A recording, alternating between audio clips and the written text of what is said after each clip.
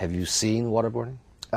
We waterboarded each other in the beginning to see what it felt like, and it's a wholly unpleasant experience. What is it like? You feel like you're choking or drowning. And are you literally upside down, or? You're on your back with your feet at a slight incline. There's some cellophane or material over your mouth, and then they pour water on this cellophane. You can't breathe, and it feels like the water's going down your throat, and then you begin choking.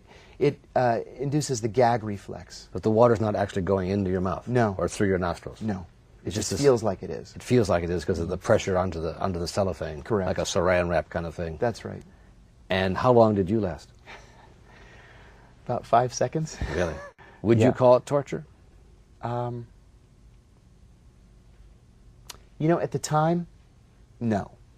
And at the time, I felt that waterboarding was something that we needed to do. And as time has passed, and as September 11th has moved farther and farther back into history, I think I've changed my mind.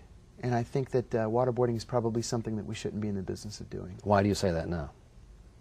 Because we're Americans and we're better than that. But at the time, you didn't feel that way. At the time, I was so angry, and I wanted so much to help disrupt future attacks on the United States that I felt it was the only thing we could do. And with Zubaydah, you think that was successful? It was. And we have reported that Khalid Sheikh Mohammed was also waterboarded. I was out of it by then, but it's my understanding that he was also waterboarded. But those were really the only two? To the best of my knowledge, yes. And bottom line, as you sit here now, do you think that was worth it? Yes. Did it compromise American principles, or did it save American lives, or both? I think both. It may have compromised our principles, at least in the short term. And I think it's good that we're having a national debate about this. We should be debating this, and Congress should be talking about it, because I think as a country, we have to decide if this is something that we want to do as a matter of policy. I'm not saying now that we should, but at the very least, we should be talking about it. It shouldn't be secret. It should be out there as part of the national debate. It's been revealed now that the CIA had tapes of the interrogation underway. Were you involved in the taping process? No. In fact, I first learned about it in the press yesterday. You did not see cameras? We had cameras everywhere, but it was our understanding at the time that they were closed-circuit cameras so that other interrogators and medical personnel and security officers could watch the interviews taking place. You didn't see it being recorded anywhere? No, I never saw it being recorded. And now that you know it was recorded and the tapes were destroyed afterwards, what do you make of that? I'm disappointed, frankly. Should they have been destroyed, do you think? I think not.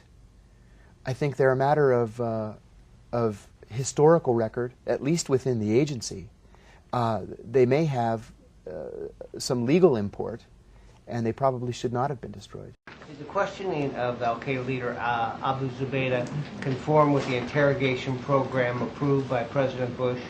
I'm asking if it was within the guidelines, the interrogation techniques, was that within the guidelines of these programs approved by President Bush? All interrogations have been done within the legal framework that was set out after September 11th, and they are measures that have been tough and limited.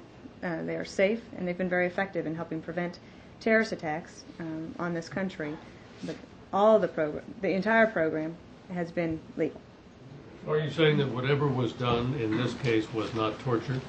I'm saying that the United States does not torture. The President has been... I'm asking you if what was done in this case was not torture, in your opinion. I'm saying the United States does not torture. But we have a former CIA officer, John Kiriakou, now saying that waterboarding was used. Since you're saying the interrogations were legal, he's saying on the record now waterboarding was used in at least one case. You're saying waterboarding is legal? And I'm saying I'm not commenting on any specific technique. I'm not commenting on that gentleman's characteristics of any possible technique. I've given you a very general statement about interrogations being legal, limited in this regard. It was legal. You said was it within the legal framework? Yes. Everything that so was waterboarding done. is legal? I'm not commenting on any specific techniques, and you can ask me all sorts of different ways and we can go back and forth, but I'm not going to do it.